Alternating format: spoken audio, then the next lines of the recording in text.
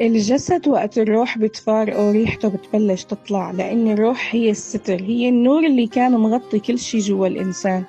ونفس الشي مع اللي بيفقد الحكمة، بيصير يحكي كتير بلا وعي، وكلامه بيجرح وبيكسر وبيعمي الجو حواليه. بيفكر حاله فهمان وعرفان، بس بالحقيقة ميت من جوا، ما عاد في ضوء يدله على الطريق.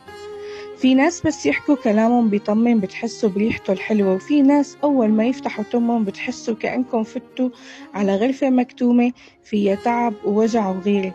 مو القصة قصة شهادة ولا مراكز تعليمية، القصة قصة روح عم تحكي، مو لسان عم ينطق. الكلمة بتشفي وبتموت، كلمة طيبة لحدا مكسور بتنفخ بقلبه روح جديدة، وجملة جارحة بوجه حدا بتسحب منه النفس اللي عم يعيش عليه. نحن لازم نغسل كلامنا قبل ما نرميه على الناس، مثل ما بنغسل وجهنا قبل ما نطلع على الناس. خليك الكلمة تطلع منك مثل نفس سلام، مو ومثل وعي عم يتوزع، مو مثل سم عم ينرش.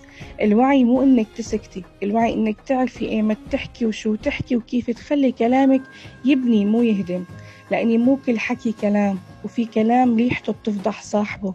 الروح لما بتكون مليانة نور وحب، الكلام بيطلع ريحته الطيبة.